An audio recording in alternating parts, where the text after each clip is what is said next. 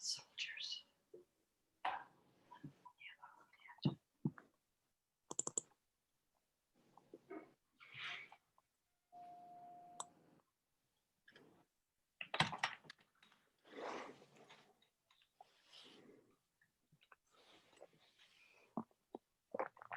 So welcome everyone. It's so wonderful to be here in this cyberspace. It's actually quite meaningful, because when we're together, everything is really nice. It's very physical, and now when we have to be together in cyberspace, it's actually quite a nice image of a bit more the reality of this space of consciousness, where this emptiness, this pure potentiality of life.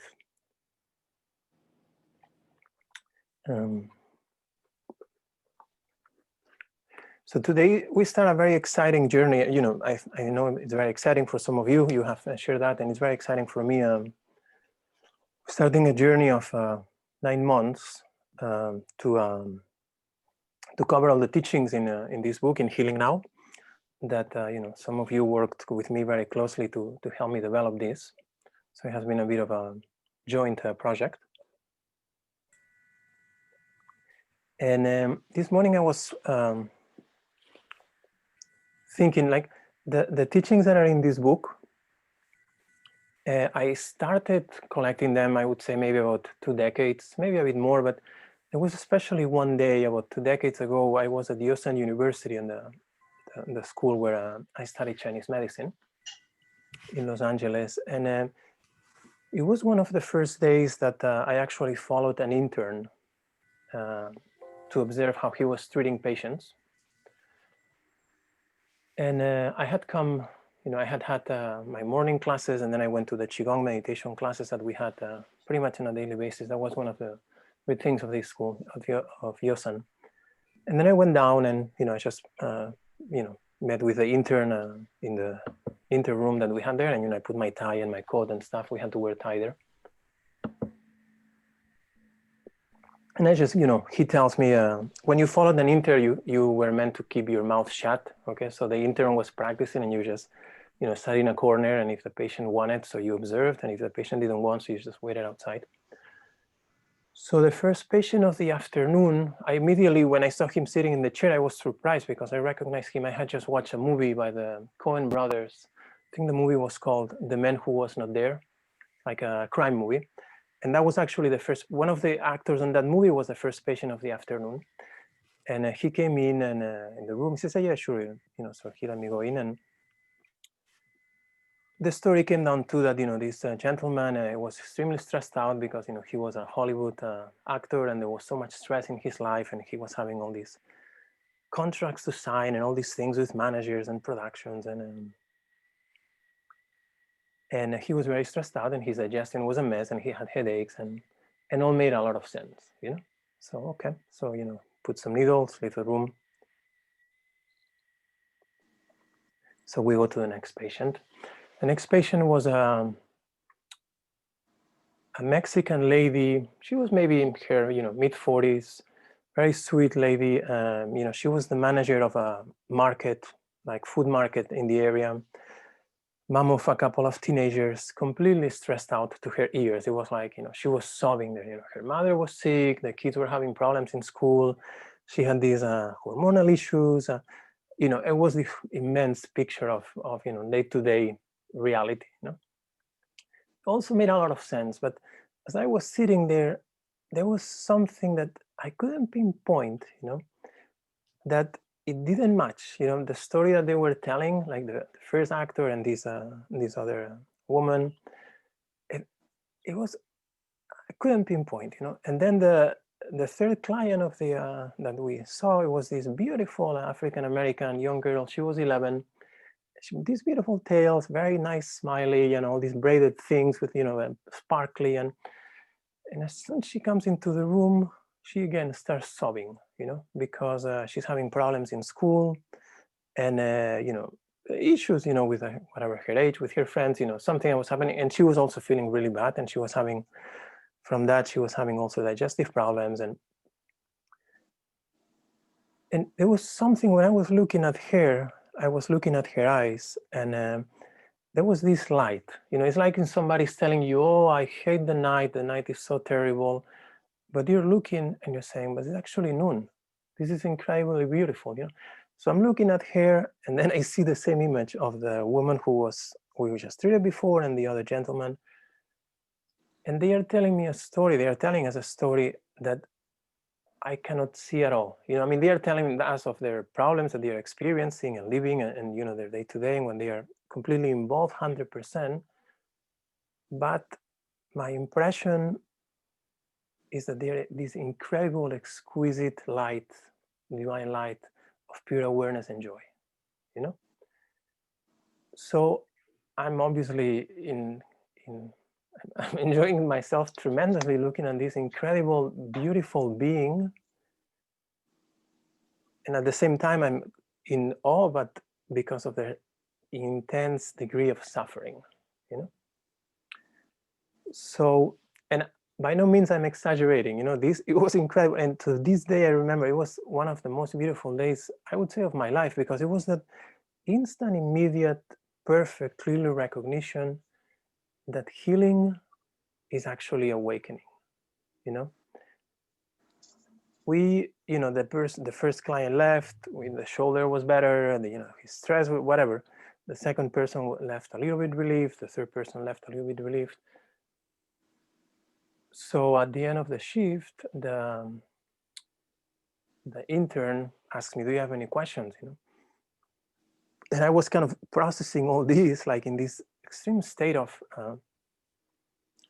joy, because I had been wondering, what am I doing studying this thing, And that day was actually marked the beginning of this incredibly beautiful journey of realizing that I was there to actually unfold my own awakening as the healing process, and actually guide others to unfold that to the level I could, and to point that in those directions.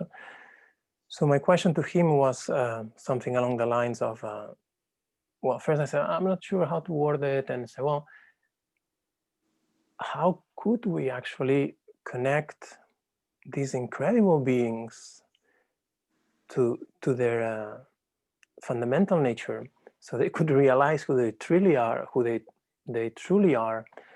and therefore speed up their healing and relate to the world and to others from that all-encompassing wisdom, that encompassing being, state of being, that experiences the world, yet is not completely attached and determined by the world. Does this make sense? Mm-hmm. So that day for me was completely incredible. His answer was, whoa. He's kind of was choking on the coffee. It was like a guy here from the Midwest, red hair, and I won't say names. And he goes, what do you say? I said, wow, that's heavy duty, man. Like, good luck with that.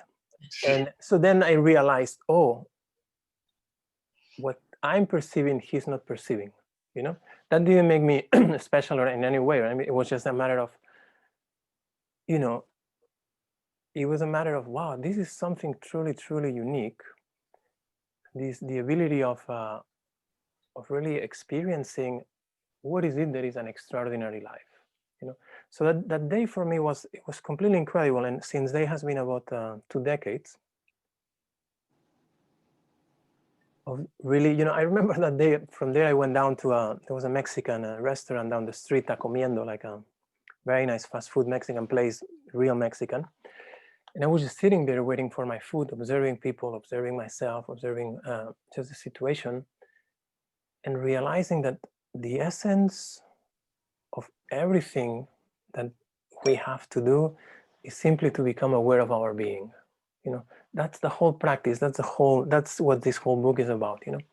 And that's what the idea of healing now, like healing now, is just basically awakening to the exquisite bliss and joy of our being, and then relating into this dualistic experience of life from that point of view. So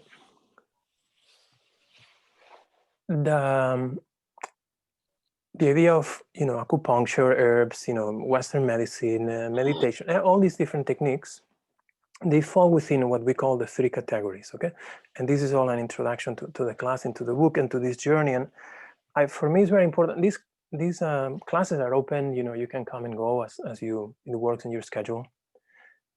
But it's really a journey, you know, into this understanding that there's three different layers of what we call healing or what we call medicine. Okay, are you still there with me? Can you hear me? Mm-hmm. Yes. So the lower class of medicine, not the lower because it's not so important, but lower because it treats what is manifested already, is the medicine that addresses, you know, issues that you already have. You have pain, or you have a toothache, or you have a, you know, whatever, it's already manifested. It's super important when you have a toothache, you know, you need to go to the dentist or you need to do something to address that, okay? But that's already lower because it treats what has manifested. The intermediate kind of medicine, what we call the human medicine. So the first kind is the earth, the middle is the human, the higher class is the heavenly. So the human medicine is the medicine that reflects on the workings of energy in a sense of how to then prevent and nourish our physical experience. And the higher kind of medicine, which is what, you know, my experience a day, and, you know, the experience of so many of you, I mean, I'm sure, you know, everybody at their own level has had this kind of experience, really has to do with reconnecting each of us individually and then collective to this fundamental ground of experience, this basis of experience that is really our nature, that is where there's no issues, where there's no problems. It's just this beautiful, exquisite manifestation of love. So all the practices that we do, you know, from the more sophisticated to the more simple, fall within these three categories of healing, these three categories of medicine. But the simplest thing, and I wanted to read this before we actually start looking into the book. It's in page 213.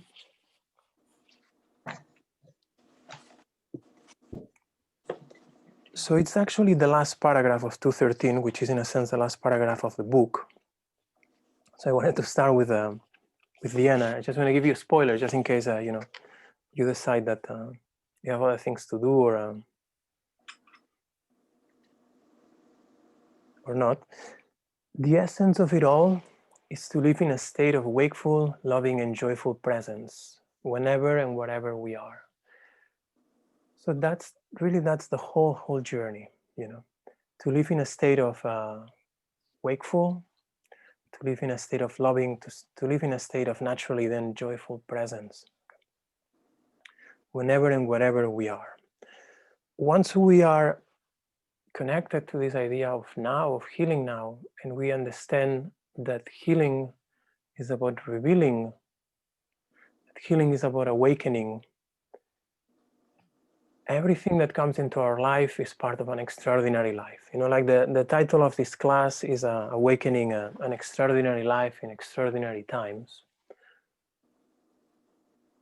So that's really packed with a lot of meaning, because see, the idea of awakening is very different from the idea of creating or the idea of making or the idea of visualizing. Like, you awaken something that is already there, something that is already present. You know, like when I awake my kids in the morning because they have school, if they're still sleeping, I don't have to make the kids again, okay? The kids are there, yeah? So this idea of awakening an extraordinary life, it's extremely precious because all of us, we already have an extraordinary life, you know, which is this ability, this reality that we have embodied in this beautiful physical body, in this human body, that we live in this paradise of abundance. You know? So to really make our life extraordinary requires one single ingredient to make it even more extraordinary: awareness of being. Okay, awareness of being. So the essence of it all is to live in a state of wakeful, loving, and joyful presence whenever and wherever we are. This essence is the seed of all happiness, the treasure in the heart of the wise.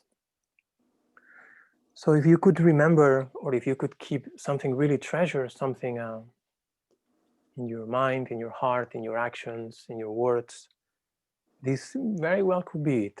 In this page 213, the essence of it all is to live in a state of wakeful, in a state of awareness.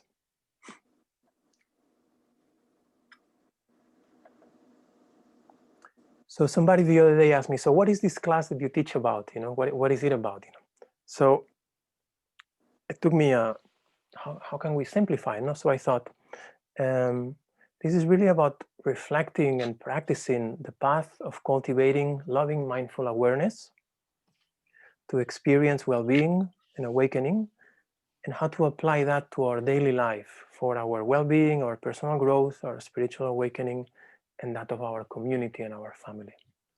So if you wonder what are you doing here, as far as I'm concerned, is to study, to reflect, to cultivate this path of loving, mindful awareness, okay, this path of awakening.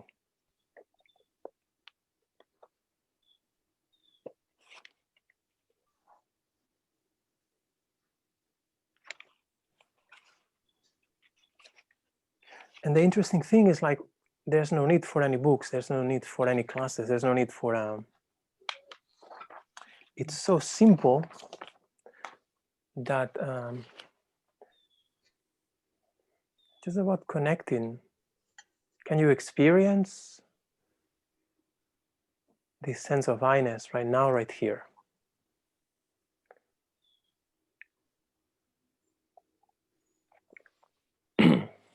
Excuse me.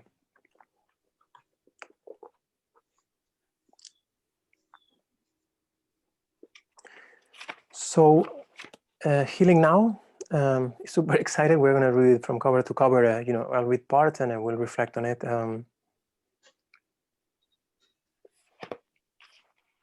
The first thing that's in the book, it's a quote. It's not numbered, but it says, "Don't run, go slowly.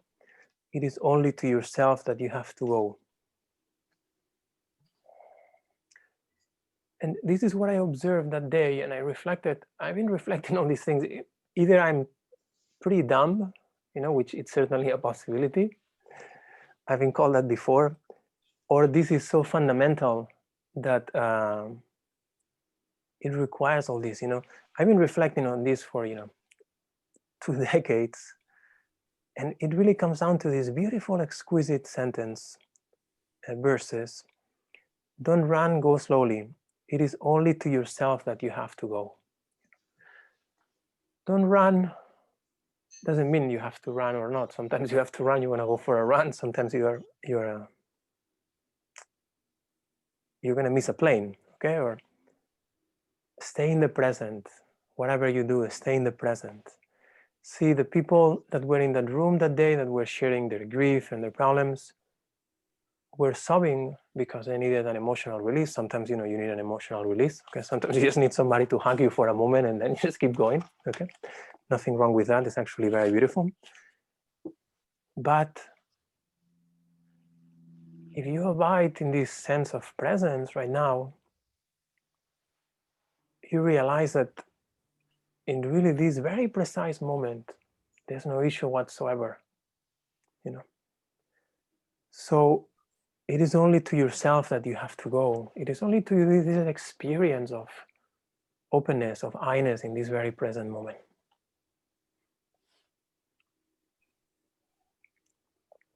Go slowly, don't run. For the child of yourself, just born and eternal, cannot follow you. It's a beautiful poem by Juan Ramón Jiménez, Spanish poet.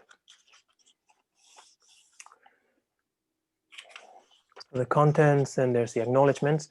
I was reflecting also on the acknowledgements. As you can tell in the acknowledgements, I only say thanks to people who were very nice to me. The list of acknowledgements of people who actually has caused me to be a better person, usually it should always include people who have been not so nice to you, people who have put you in situations that either them or you were mean, you know, and it required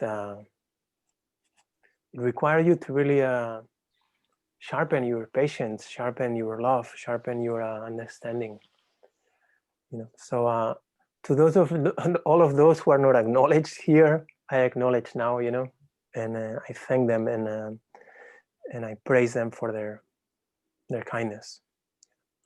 You probably, you know, a lot of you have read this quote that I often like to read from Garchen Rinpoche, where he says that there's two kinds of benefactors. You know, there's the benefactors of love, who are the people who are very kind to us and love us, and, you know, and treat us nice and feed us and, you know, support us.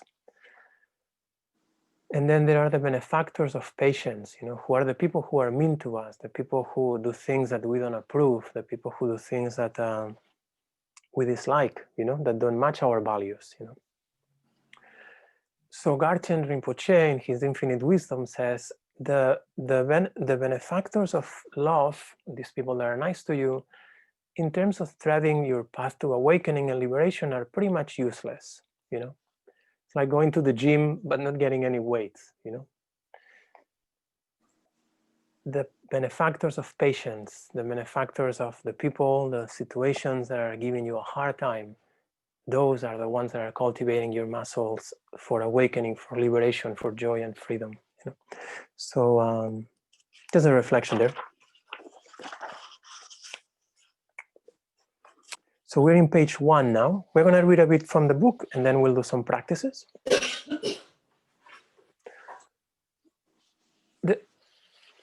So awakening an extraordinary life, obviously from the external point of view, an extraordinary life is different from everybody. You know, like I saw these guys the other day on internet, they love to go bungee jumping, you know.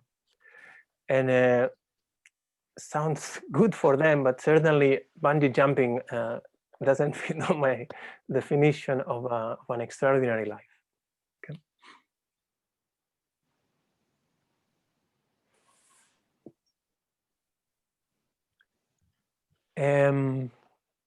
So externally, you know, what is that is an extraordinary life? It's for you to define.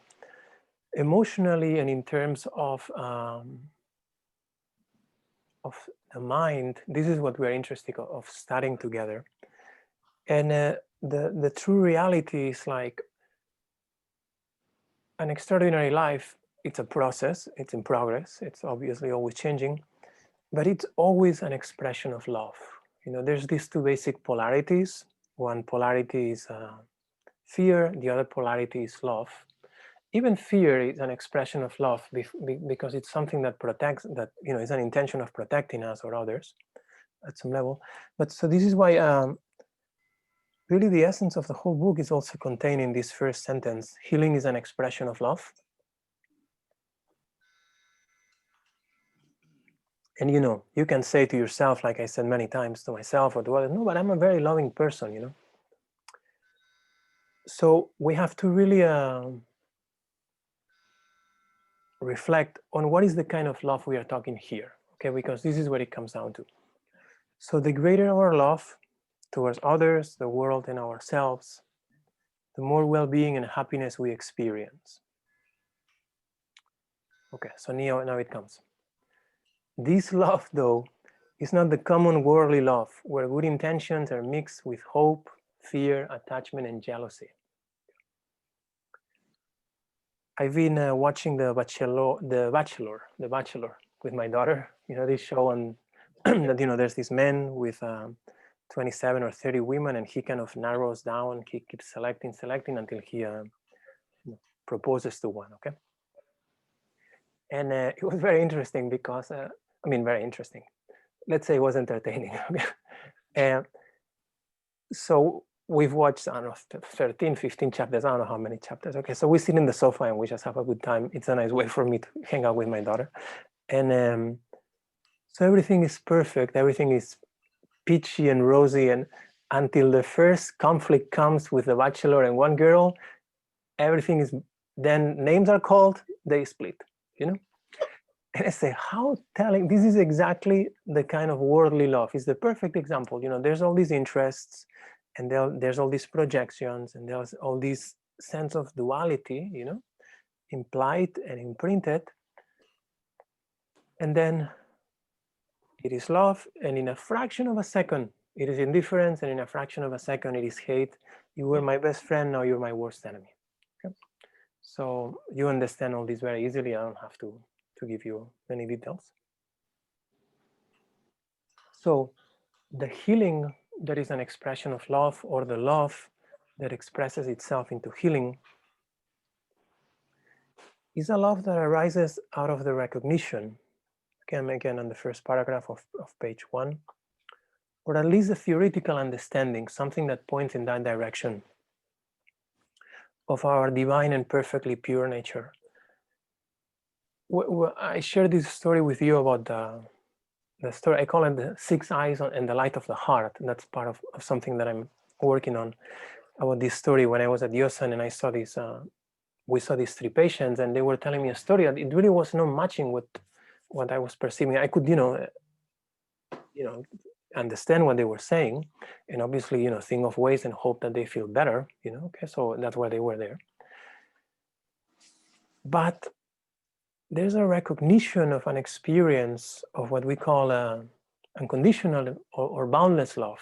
You know, it's a kind of love that is beyond conditions. It's a kind of love that has no expectations. It's a kind of love that is without a reference, without an object. In general, our love is always towards my children, towards my spouse, towards, you know, this person, that person. I love this food, I love this player, whatever it is. Okay.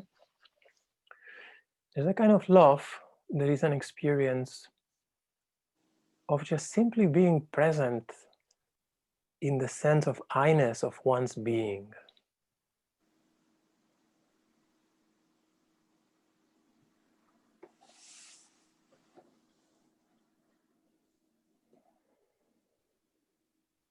And out of this experience of just simply resting on the awareness of I-ness. So, you know, as I'm talking, all this what we're doing is a practice. So just not only listen, but just experience, just rest. Go back, like collect your senses back to the experience of I am here, I am listening this.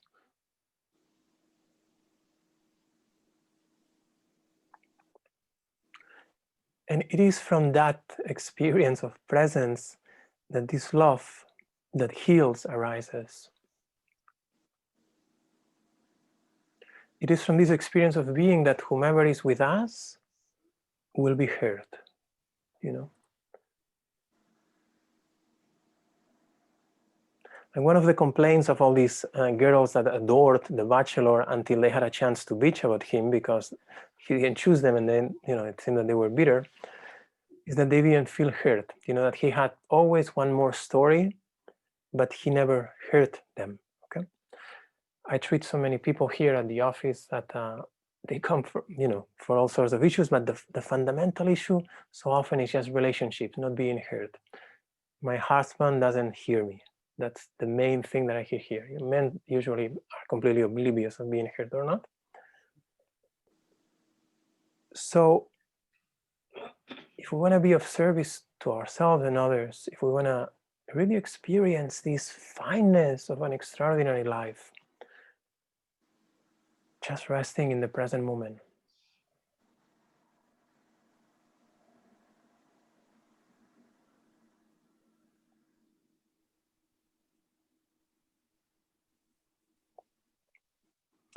Love heals because its warmth reminds us that our essential nature is free and open, like a boundless clear sky.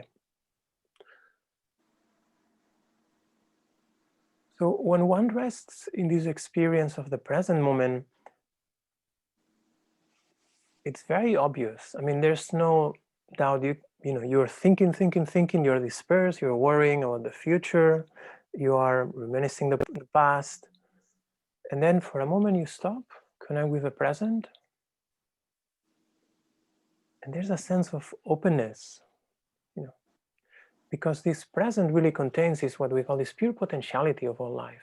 Like nothing ever happened in the future, nothing ever happened in the past, you know.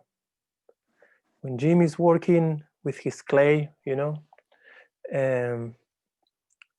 I always dreamed of doing pottery myself, so I enjoy so much that he does it, because, you know,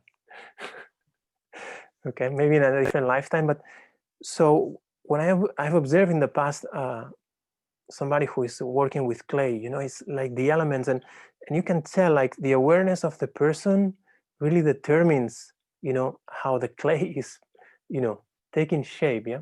So this is what we're doing exactly with our life, you know. And you go to the Bible, and, you know, God gets, you know, whatever dirt from the ground and makes the guy, and, you know,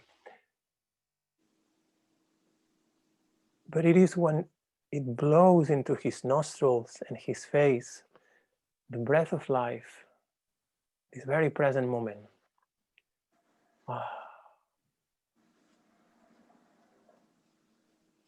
This awareness of being. And that's the kind of love that we're pointing out here. Because out of that presence of being and being able to hear the other and to hear yourself, there's naturally an understanding, you know, that happens. There's an understanding, and therefore there's a tenderness that just happens in your heart. And then, you know, whatever needs to be done still needs to be done, and, you know, you're still perceiving the external world and the objects. But because you are present and you are not rushed and you are not in the past, you know, holding grudges, or you're not in the future fearing repercussions.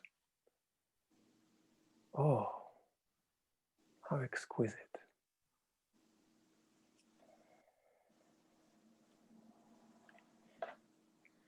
From our heart, so you have this beautiful cloudless sky of your being, and in the center of that sky is your heart, which is the sun.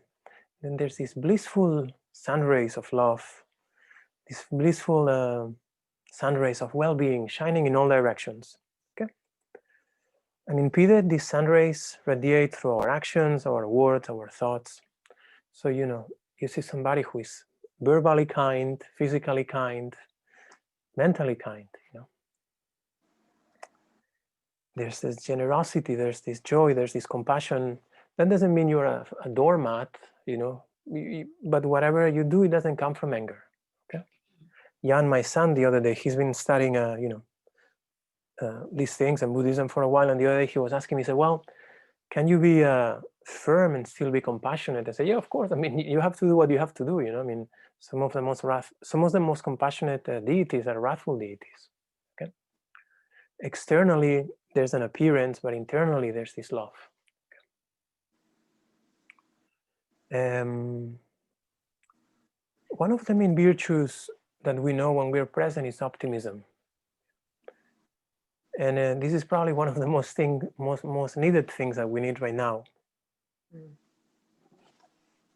And one of the key ingredients for an extraordinary life is this sense of optimism, that life is always in a process in progress, and that even in a situation like ours that seems so excruciatingly, I don't know, so divided, you know,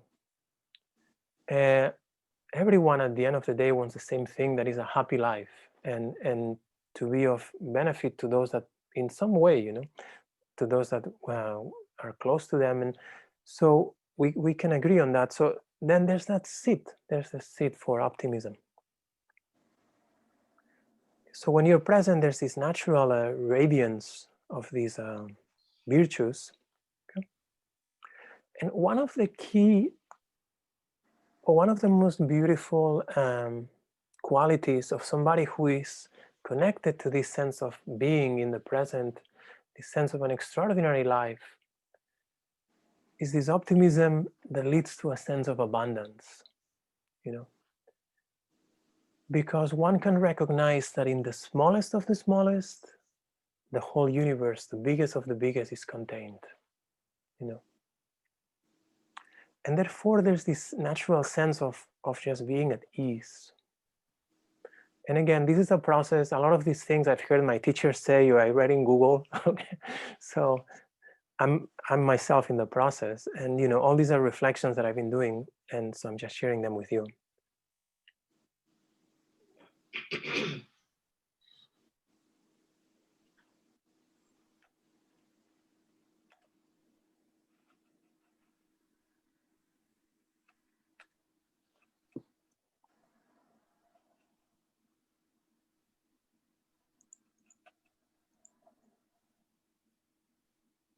I'm just checking something here.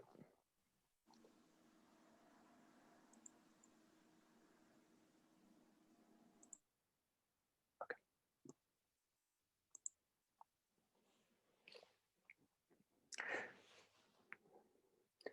So the whole book, it's basically about how to unpack these 2 or 3 paragraphs that we have just read. The fact that our nature, it's, like one of our clients says here, like Melissa's dad says, pure and perfect. Okay, so no, he said perfect and improving, but okay, so here is different. Here it's just pure and perfect. There's really, it's, so if you can connect to the nature, you can still relate to the world, relate to whatever is happening to you, and understand there is a process. When you know Jim is working on his clay, sorry for using this example, you get a bunch of clay and you look at it and you can see the pot or the vase or whatever you're going to do. You wouldn't just go, oh man, this is just clay, and you toss it away. So when there's this sense of vision, when there's this sense of presence, when there's this sense of optimism, this sense of abundance, you can take your life at any point. And this next time we'll go deeper into this. We call it the welcoming mind. You can get anything that you're experiencing, anybody that you encounter, anything that is going on, and you can see the potentiality through it, and you can work with it, and you can enjoy working with it. Even within the emotional, sometimes, there's emotions that are there, there's pain, or there's sadness, but you can still work with that, and understand that those are beautiful just aspects of the manifestation. So as these sun rays extend into our life, our relationships, and the world at large, we feel well, happy, and abundant. Okay, but it often happens, sometimes for long periods of time, that we get distracted from our essential nature. When we are distracted from who we are, emotions such as numbness, fear, anger, hatred, attachment, and jealousy form as clouds that appear in the sky. These clouds temporarily block our natural inner radiance. Even though the sun rays, our love and well-being, never disappear, when the clouds cover the sky of our being for long enough, we forget that the sun still shines behind the clouds. Not only that, we also forget that we are the sky. And this is here, like there's many techniques, there's many things that, many kinds of meditations, many yogas, many therapies, and all of those are wonderful. But there's like a very fundamental single straight thing that if you can remember this, just memorize it. I would suggest you to read these, 3 paragraphs a few times, because this is really the essence of many, many very profound teachings. If you can remember that clouds happen in the sky, but clouds are not the sky, and if you can remember that clouds as emotions, as pains, as things happen in you, but you are not the clouds, you are the sky. So you just naturally keep going back to the sky, to this experience of openness, and say, oh yeah, this is here. And then you choose, and sometimes the choosing is very quick, because you have the tools, especially like physical movement. And sometimes this reprocessing of things is a bit slower, but if you can get this is already incredible. This journey is completely exquisite. I've been rereading a beautiful book called White Path, All Clouds. Is the life of the Buddha, and it's incredible because, and this is also like something that when Jesus, there's a paragraph in the Bible that says, he woke up early in the morning before sunrise, and he went out into the desert to pray. So Jesus and the Buddha, you have 2 incredible, extraordinary beings, which even after being fully realized, if you take it at face value, Jesus, the Son of God, okay, the only Son of God. So what is his need to pray? The Buddha, the same thing. After his enlightenment, he still spends hours of daily practice of mindful awareness. Why? Because once you realize you are the sky, then there's no limit. And the more you keep recognizing, the more you keep feeling, the more you keep observing, experiencing the nature of your being, the more boundless, the more all-encompassing it becomes. So instead, we start believing that we are the clouds, and it is really, you can have an illness or you can have a problem and you can observe it, but that doesn't mean you are ill. Yeah, it's a very subtle distinction, but it's a matter of what kind of identity are you adopting here. Okay, maybe you have a serious physical issue, or maybe you lost somebody that you love very much in your life. So all these are real things. Okay, there's no, yet in the face of this situation, which identity are you choosing? Are you choosing the identity of very discreet victim or very wild victim? Or are you just adopting the thing of these are natural movements within the process of life, and I'm going to deal with it to the best of my ability with all the supports that I need, but really from the point of view of like my nature is this boundless, exquisite being, which is the foundation of the ground of all existence. Okay, so what determines if you're ill or not, from my point of view, and from this is why I started with a story, and I'm sorry if this is too long. We've been okay. Is I started with the story of these patients at Diosan in that day, which for me was completely like this revelation. Oh, actually, truly healing is about awakening, and the definition of illness is an awareness of being. Does it make sense? Yeah.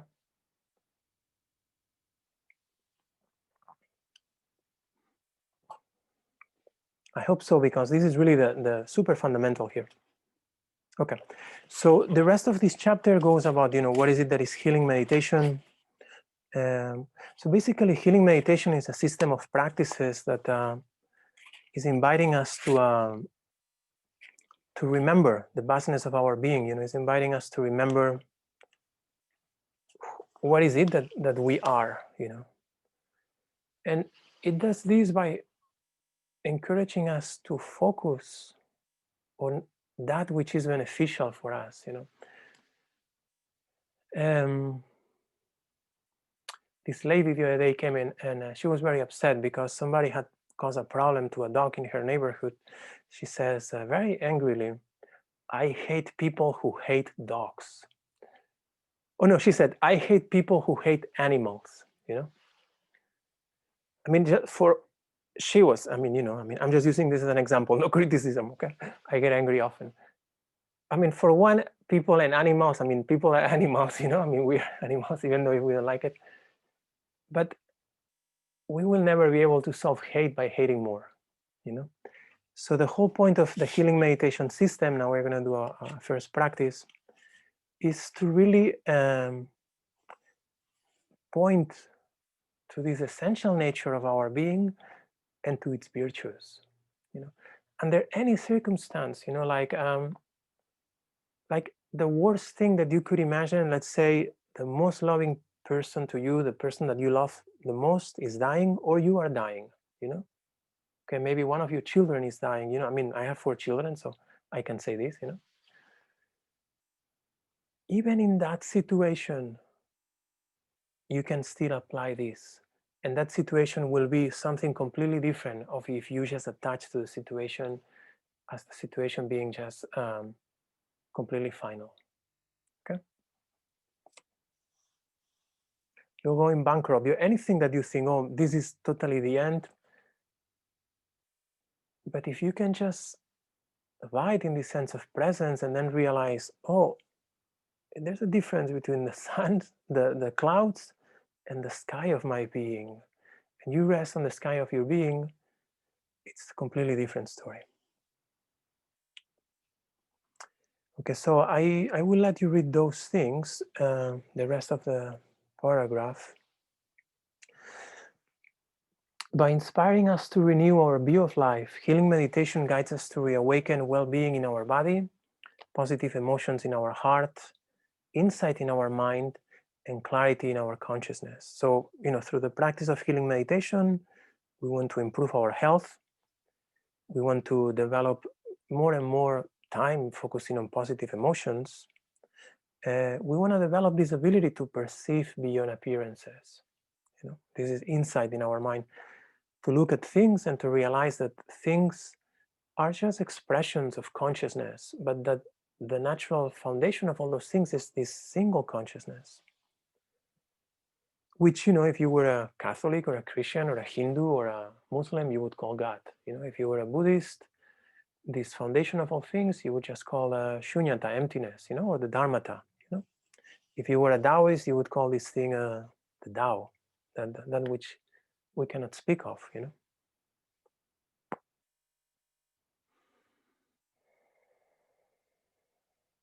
So the key to what we are going to be doing, we're going to be working on our body, we're going to be working on our emotions, but especially we're going to be working on our mind.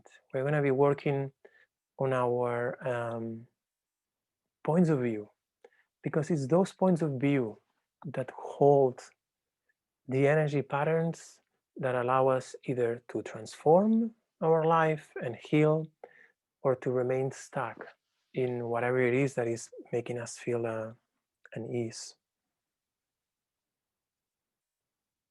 See, I like this paragraph here at the end of page 2. Focusing on what we don't want, even if done with good intent, we thicken the layer of clouds that cover our inner sky. Let's say you look at the famous politician on TV that you don't like because has done infinitely things wrong or will do infinite things wrong, and obviously you come from a point of view of good intention because you would like things to be better, and you know better, and you know better than the other 10 million or whatever 200 million people that voted for him. Okay, but as long as the emotion that you're holding to is a vibration of anger, of hatred, of fear, that's what you are holding in yourself. Does this make sense? This is completely fundamental. That doesn't mean that you cannot look at a situation and think, okay, this is a situation, I think it should be different, and I think it should be like this, like this, like this. But still, I'm going to hold my love, because when I perceive this person, this group of people, these actions, I understand that these are still clouds, and the sky of being is unconditional love. And I will work to make things better in what I think is appropriate, because that's our freedom and that's we should exercise it. But I will do that from a point of love. Like if you have a child that is sick, you don't blame the child, and you don't, like get angry with the child. I mean, sometimes you might lose your temper for whatever reason if you have it short, But you look at the child and you understand, oh, he has fever, so this is why he's behaving like this. So when you look at somebody who is acting from the clouds, from the ignorance, from the fear, from the anger, it is essential that it is met with this openness, with this love. This is why this is the kind of love we are talking about here. It's not a love of good intentions. It's a love of understanding, this group of people, this situation, these politicians, this neighbor that is doing this to me, whatever it is, my ex-girlfriend, my ex-boyfriend, the bachelorette, okay, the bachelor, whatever, they are behaving in this way, but these are their clouds, but actually they are also the sky. Why? This is the smart selfishness, because if you hear all this comes from selfishness, I mean, at the end of the day, it's just because there's a sense of grasping to oneself. But if you really can perceive that situation with openness, you are first of all opening to understanding that person, but most of it, you're actually just connecting with this openness within yourself. Okay, so this is essential. Okay. Here in page 4, there's a lot of the benefits of healing meditation. I'll let you read those, so we can.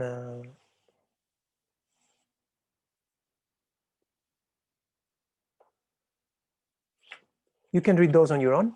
Okay, I don't. In page 6, where do these practices originate? This is very important. You know, these are not practices that I have made up. You know, I have a, how to say, I have adjusted them. I have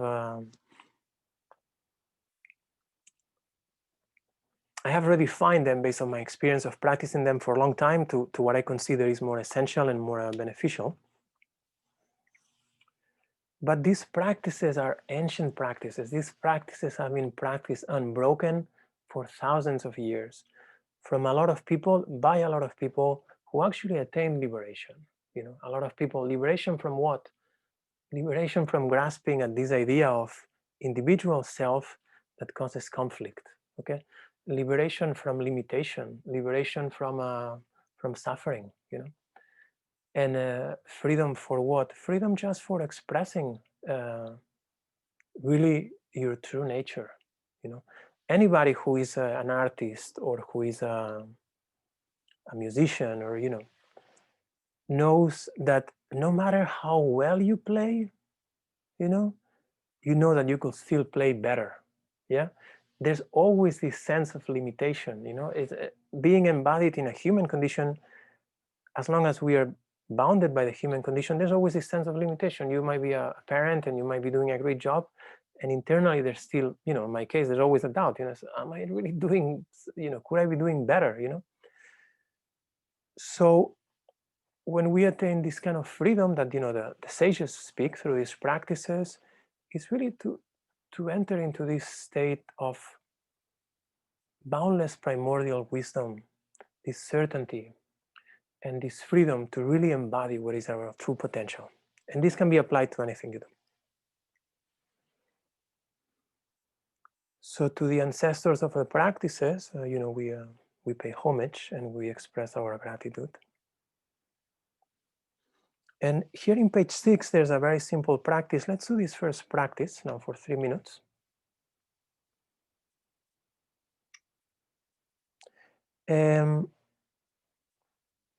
This practice is very simple, and you all know this practice. I mean, it's just observing the breath.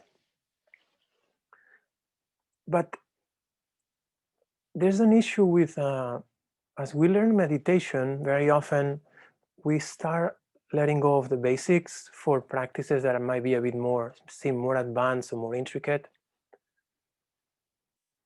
But awareness of the breath, it's really like when you have a partner, telling them that you love them and showing them that you love them, you know? Like you can tell them that you love them, you know, and you are there and, you know, your words are meaningful. And then you show them that you love them by, you know, cleaning up after yourself, picking up the, you know, cleaning up, doing the dishes, you know, whatever needs to be done in the house, you know, whatever they really appreciate. Yeah. So this is the fundamental practice that we're going to be doing for the next month. And one suggestion as you practice, put a timer, take time to do formal practice. And I know for some of you, you'll say, oh, but I'm already doing something like this. It's okay. I would still suggest you that you do it. I'm going to put a timer myself.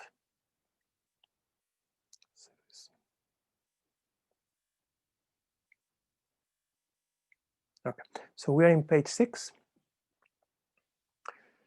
This is a practical book and this is a practical class. We'll go over certain techniques. Today, the purpose of the class was more to cover the introduction and to really to just set up the tone for the, you know, everything that is coming down. Page 6, how to practice. So this is how you practice healing meditation. This is the fundamental practice. Just read the following 4 steps, then set the book down and continue to observe your breathing for 3 minutes. 1, wherever you are, without attempting to change anything, bring your attention to your breathing. So for the next month, we're going to do, I'll see you in getting 2 weeks, and then I'll see you in 2 weeks again. So for the next month, observation of the breath is going to be the main practice related to this teaching. Without attempting to change anything. Is my English clear? So that means that you just are going to observe your breath coming in and just observe your breath coming out. We're developing an open sense of awareness that is non-judgmental, you know. And this is going to extend. Next time you connect the TV and you see the famous politician or, you know, whatever, I see the bachelorette and whatever it is. So you perceive that just with a sense of open awareness. Okay. Whatever you are, without attempting to change anything, bring your attention to your breathing. Be aware of your breathing as the air comes in.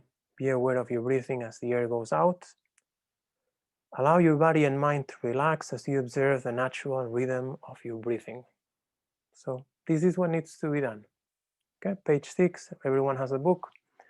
So I'm gonna put a timer, and just to make it official, I'll play these nice little bells that I have here.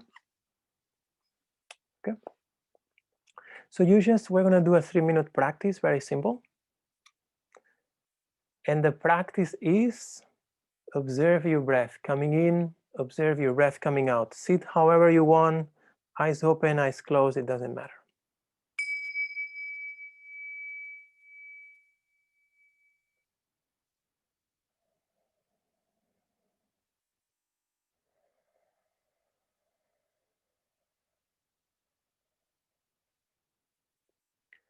Be aware of your breath as the air comes in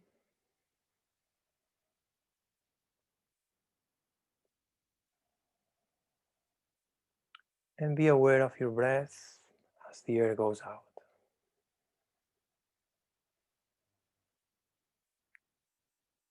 There's no counting, there's no holding. Simply be aware of the breath coming in and be aware of the breath going out.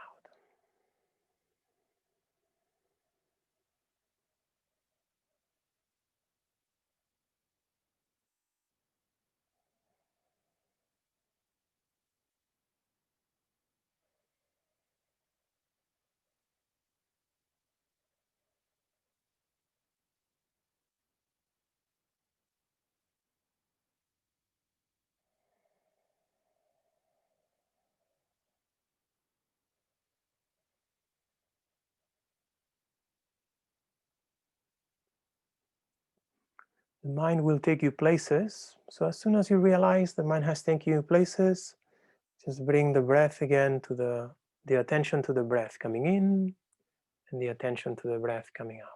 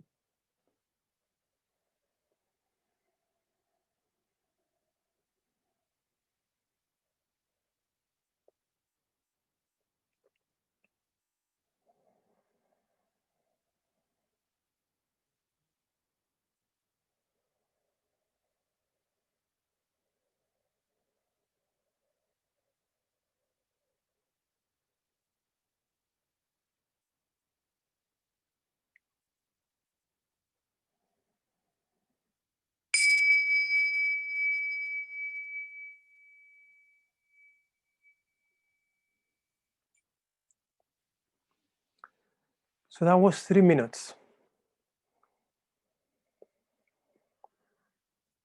Congratulations. You practiced meditation today. And very often people tell me, oh, I don't have time to practice meditation, you know? So that's not, it's impossible, you know? You might not understand, you know, its value deeply, and then you might not set a priority. But what we just did is something that you are sitting in your bed, you are laying down in your bed, you wake up, sit on your pillow, put a timer, 3 minutes.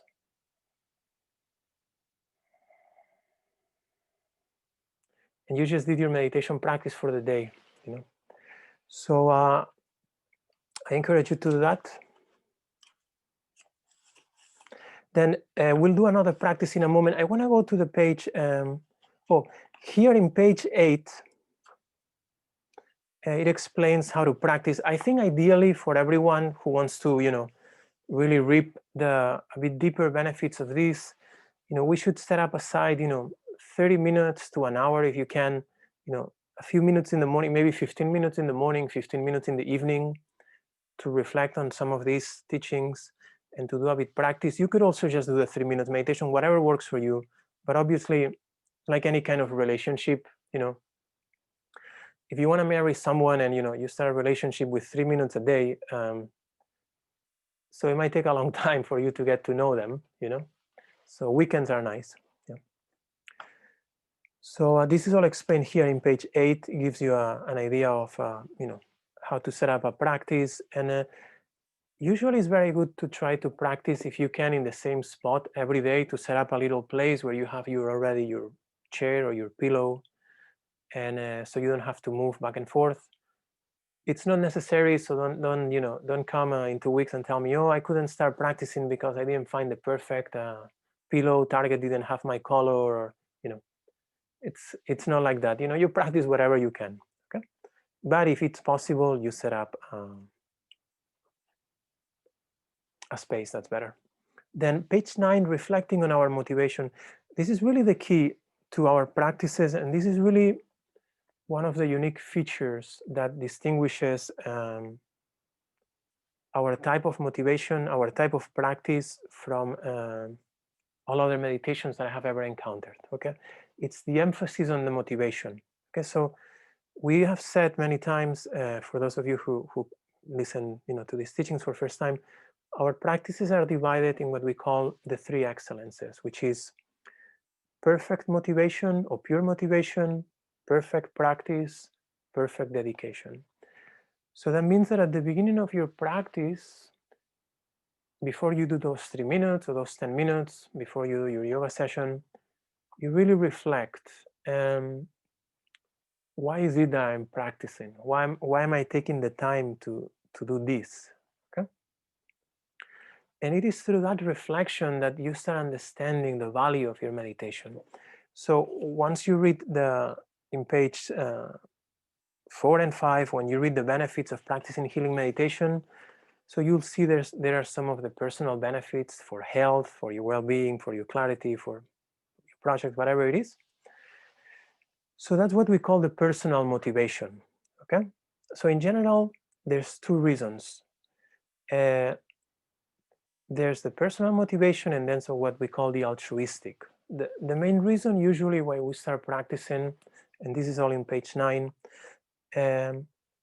it's to improve our personal circumstances. You know, I mean, you are going through a difficult time, or your mind is too busy, or you just, you know, want to feel calmer, whatever it is.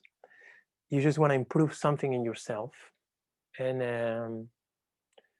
you know, you've heard that meditation helps with such and such, or maybe, you know, maybe in your Google browser something showed up saying, oh, the benefits of meditation or whatever, you know. So I'm going to give a try to this. Yep.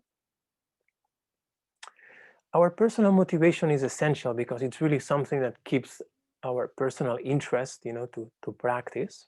Okay. Yet it's focused on I, me, mine. It's still, you know, it's essential because we're gonna, you know, be interested and we want to improve our circumstances. But it's not a type of motivation that actually will lead us to the ultimate result, which is this freedom that we're speaking about, this plenitude, this wholeness. Okay. So the second type of motivation, which is the altruistic motivation, is a motivation that expands beyond the focus just on me. Okay. If you observe, like, a lot of the things that I hear about our president, which, you know, I won't go either way, but a lot of the people who complain about him is like how narcissistic he is. Okay, I hear this comment many times. Okay, I won't judge on that, but I think this applies very well here.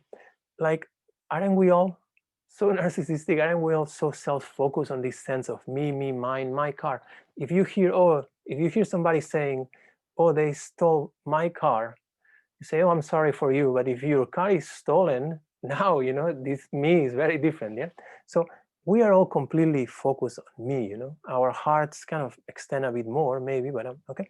So the key of the altruistic motivation is to realize that the minds of all sentient beings, including those that are in states of complete self-grasping, are actually one. It's like the ocean and waves. Like there's not three oceans. Even though we talk about different oceans, there's one ocean, is water. And all the waves are connected to that ocean. So here it says, the second type of motivation, the altruistic motivation, expands beyond the focus on just me in what for many of us is an immense leap beyond selfishness and attachment. Our altruistic motivation brings us to genuinely consider that the happiness and well-being of all sentient beings, both friends and foes, is as important as us. So from the point of view of healing meditation, when you're looking at the TV or you're hearing somebody or you're considering, situations of division, you understand that the happiness of both parts is actually equally important. Our happiness, their happiness is equally important, okay? And that's extremely, extremely courageous. You talk about courage, recognizing what has been until now your enemy as being just an expression of your own awakened consciousness. Wow, that's now a leap of faith. Okay. So like the ocean and the countless waves born from it, the essence of all beings is one, yet that essence manifests in innumerable ways. This is also very important. This is something that you have to reflect, okay? For this reason, because everyone and everything that exists shares the same essence, our personal practice has the boundless potential to benefit all beings. Maybe this is a bit boring. I've been talking so much. I'm sorry. But really, this is the essence of it all. If you grasp this, you are experiencing an extraordinary life. If you don't grasp this externally in terms of experiences, in terms of things, you might still be experiencing a life that you enjoy very much, but fundamentally, there's always going to be a division.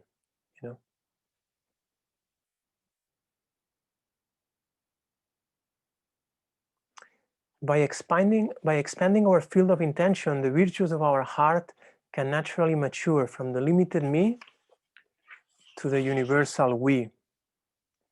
In this way, we can heal from the illusion of separateness from others that is at the root of many health conditions and regain the experience of our shared divine nature. This is really important. I would suggest you, to read these few pages like a few times, and really get it down.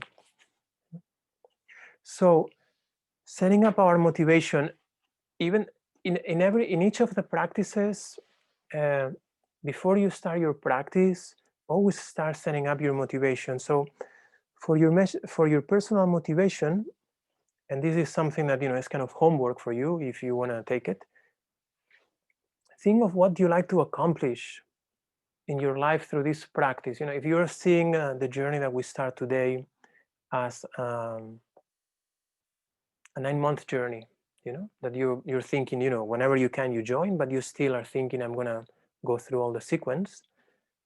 What is it that you would like to accomplish with this? Do you want to heal from an illness? Do you want to improve your relationships? What is it that you want? Do you want to launch your career? It's for you, and then you make that into a little statement. Here is an example. It says, I'm going to practice healing meditation to feel calmer when things get overwhelming, to have more patience with my family, and to improve my digestion. That's just an example, okay? This will make your practice very, very, very meaningful. Then after you read your personal motivation, or think, you feel it. It's very important to feel it. If your personal motivation is, I want to engage in this healing meditation to heal my body and to launch my, consulting career, okay? So you want to feel it. It's the feeling. Oh, how does it feel?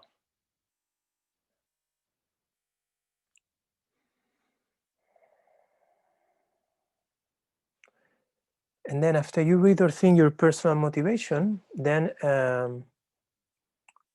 you state the altruistic motivation. I wrote something here.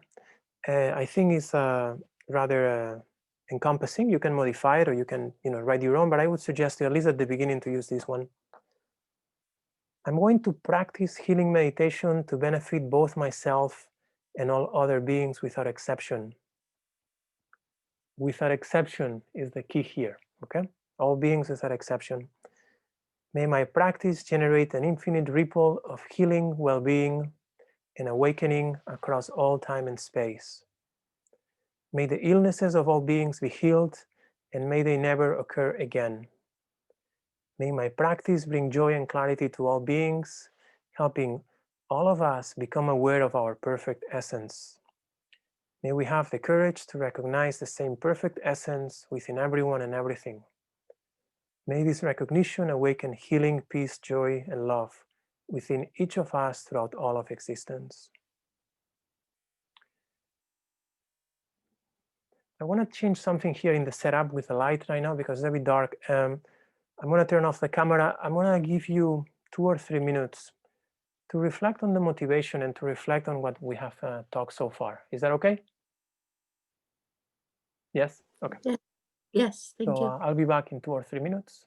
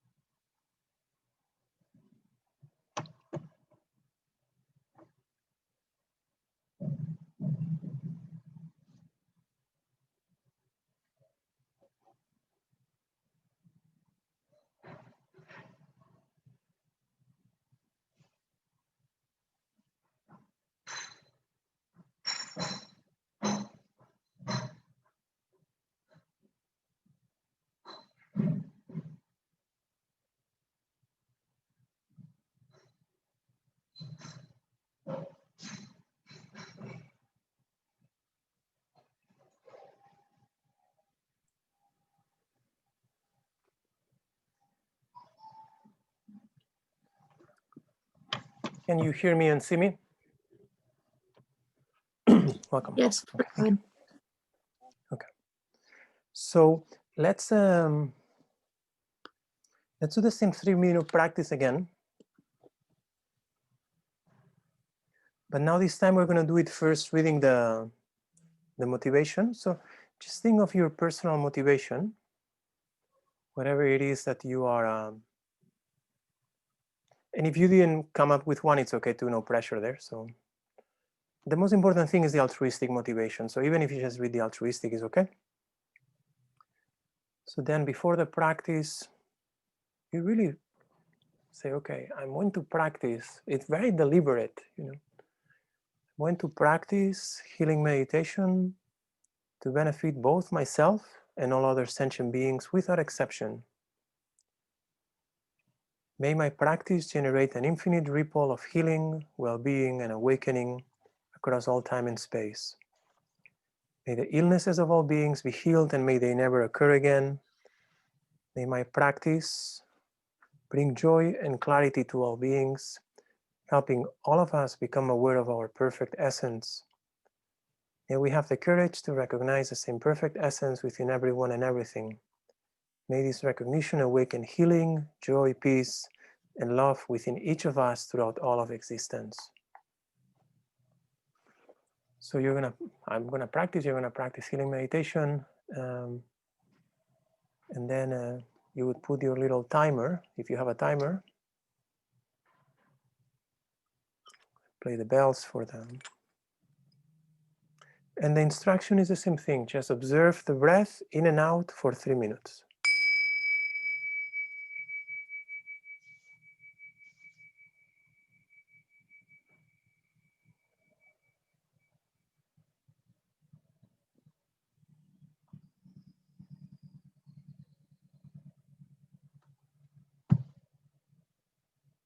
Feel the breath coming in at your own pace, and feel the breath going out at your own pace.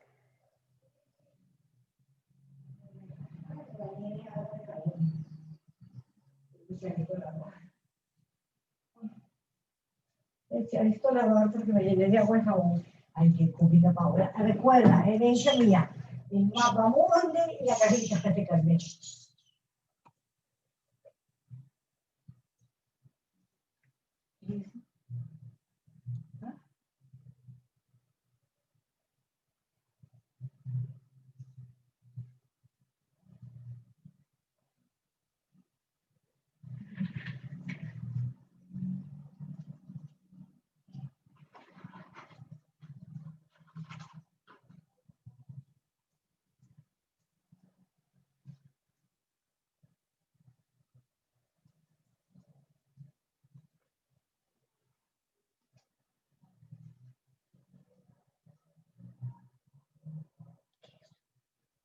Es el Ferran, una conferencia que daban. Pues está pegada, ¿no? No, están meditando.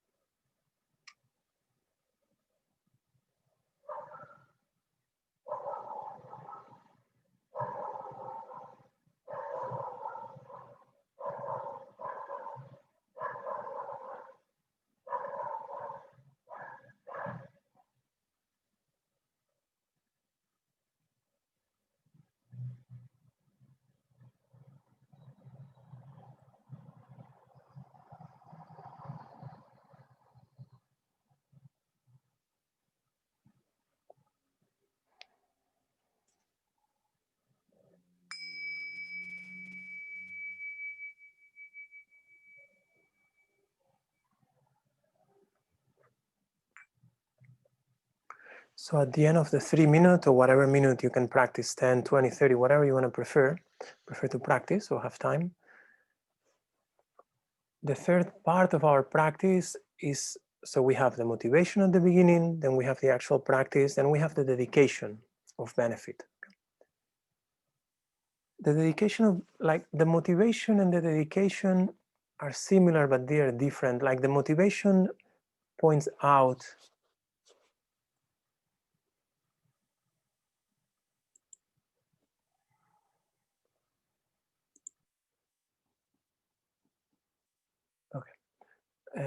the motivation. Somebody had their mic on.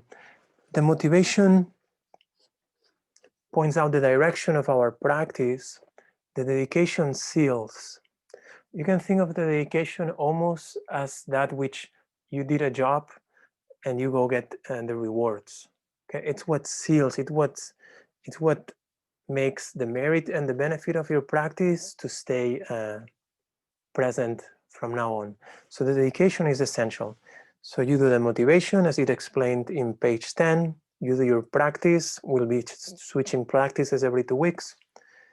And then at the end of page 11, there's a paragraph that says, one way to dedicate your practice is to read the following words.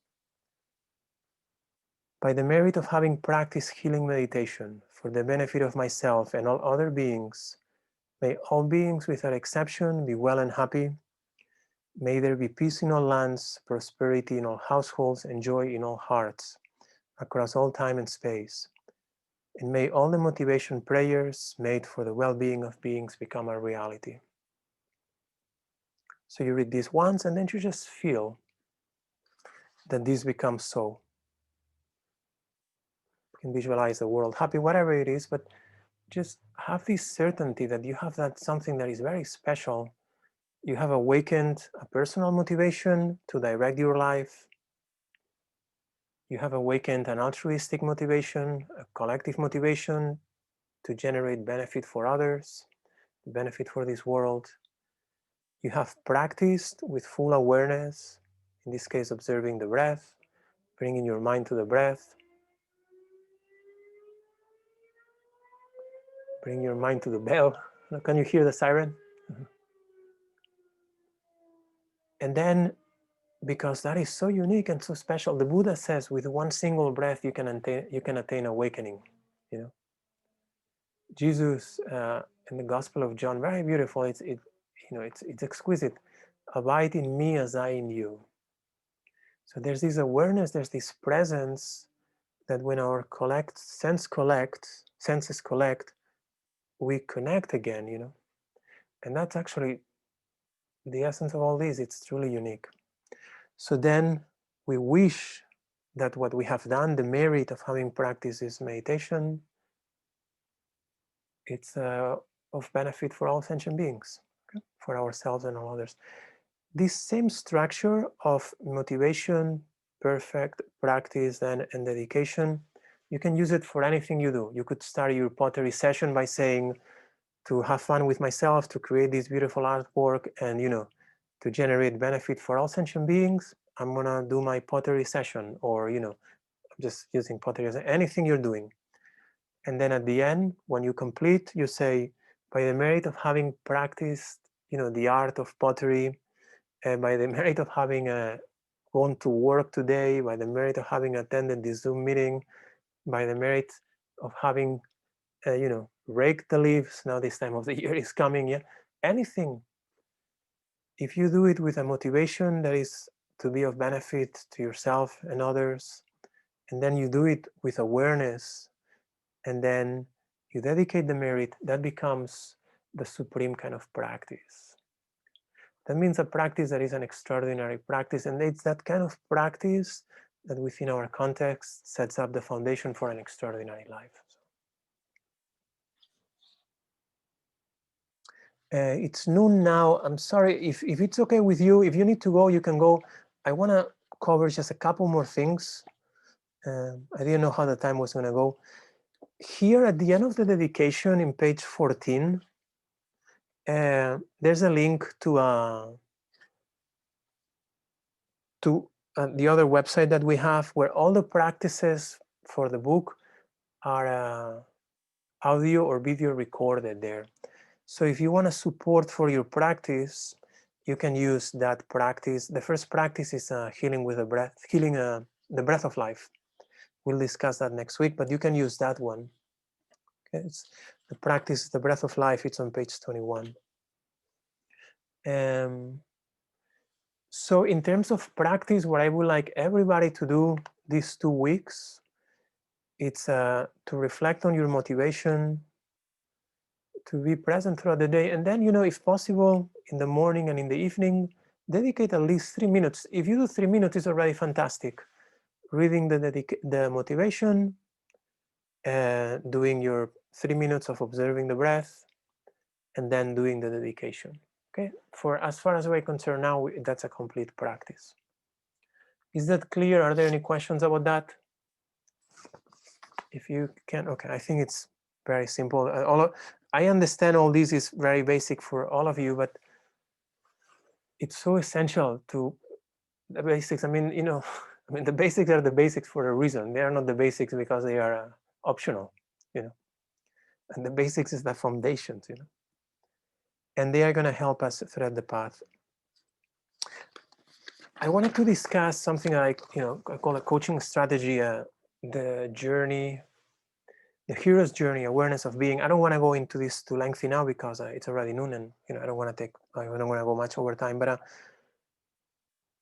we see all these movies and we hear of all these stories, and it's kind of people like it's the hero's journey. Okay, this you know, where somebody just does something great or overcomes some obstacle or something.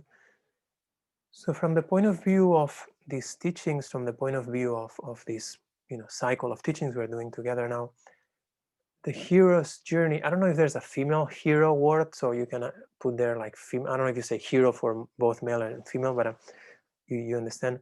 It's really the journey from unawareness to awareness. It's the journey from just being in day-to-day, doing things, and maybe even being present, but without awareness of yourself. You can be very present in your pottery or in your cooking or in your driving, but at the same time, not be aware of yourself. So the type of journey that we're starting here, it's really the journey of awareness of being. So you can be looking at the computer, you can be listening to me, or you can be aware of yourself, or just become aware of yourself for a moment. There's your body, there's your senses that perceive, and then there's an inner awareness that is that which is perceiving. And then again, look outside, look around, there's the world. And then see if you can go back to this awareness, this you that is perceiving.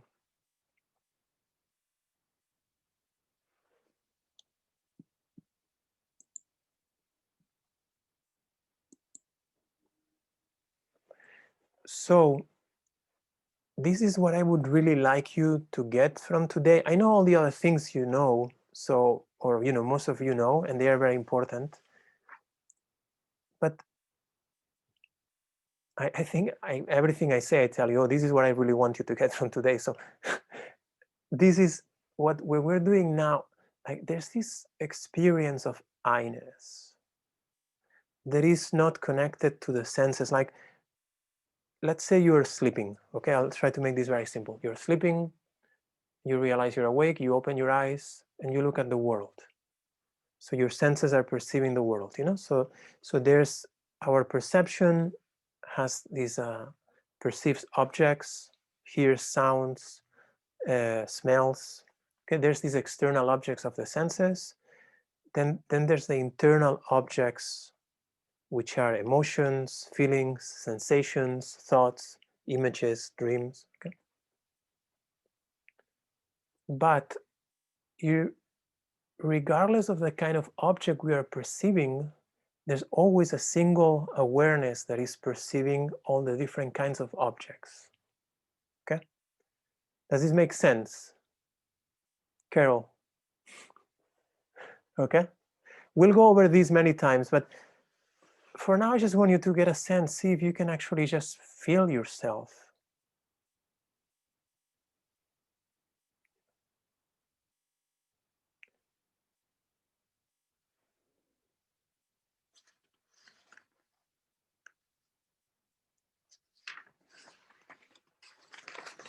So there's an awareness of being that is different, is similar to mindfulness and being present, but is at the same time is a bit different. So this is something that I would like, until next time we get together, I would like you to observe. You know, you maybe are now from here, you go to meet someone to have lunch and you are talking, you are eating, but can you at the same time perceive yourself doing this? Okay?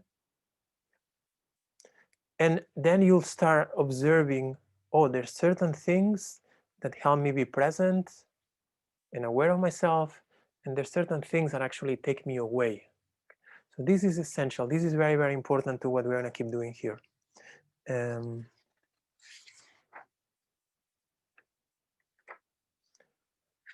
you know, I know, you know, some of you have been practicing with me or practicing other things, you know, more or less. Just one final thing and then we go, okay? So everything that we perceive, everything that we see, everything that we hear, everything that we taste, everything that we think, that we feel, it's an expression of consciousness. Okay? You know, again, if you were a Christian or Catholic, you would call it is an expression of God. Whatever you want to call it, an expression of the Tao. That consciousness has a function that we call awareness, which is the ability to know objects. You know, I know I'm holding a cup, I know I'm seeing a cup, so I know cup, I know I see cup, okay? So what determines, and this is what I'm going to, what determines the quality of your life, what determines the quality of your relationships, what determines the quality of the work that you're making, what determines your abundance, what determines everything is this function of awareness that we call attention. Your ability to sustain your attention on what you want is the key, is the door to all mysteries. Yeah? This is easy to understand, yeah? So we are used to our awareness, our attention be dispersed in the outer world, 1,000 things. I'm in my house, you know, I'm trying to do something, I'm cooking breakfast at the same time, the dog wants something, my kids are in Zoom, the neighbor is cutting the grass. There's infinite amount of things that we are dispersed, okay? So here our practice is how to bring our awareness by applying the muscle of attention to whatever we wanted, how to cultivate that muscle, so then we can choose how to respond to things. We can observe how we're going to react. We can be more mindful of others. But there's always this underlying awareness of being that is able to sustain attention. So there's consciousness that is general, there's awareness that is individual, and there's attention, which is the function of consciousness that helps us specifically determine where are we focusing. And it's through the ability to cultivate this focus that we experience every time higher degrees of freedom. And when you're with your, you know, let's say you're with your mother-in-law, yeah? And it was a joke.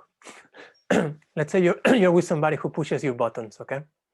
And you feel powerless. You know, say, oh, but she's done this thing. My mother-in-law is here, so that's why I made this joke. So she's wonderful. So let's say you're with somebody who pushes your buttons and you feel powerless, you know, because this person just pushes my buttons. I see this politician on TV and I just want to explode the world. Yeah, not my case. That's because the power of your awareness of being, it's not strong enough, and then your attention just moves whatever it wants. Yeah.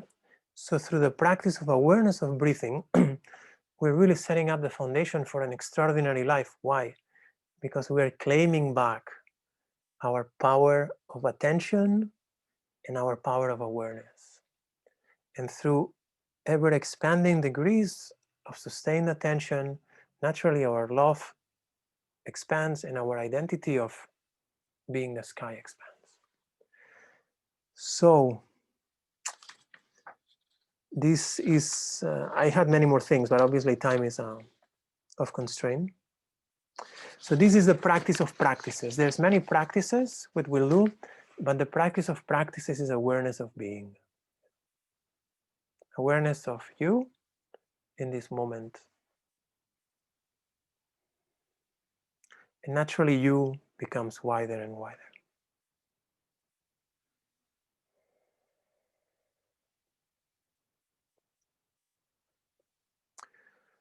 Well, this is wonderful. Thank you so much. I'm gonna remove the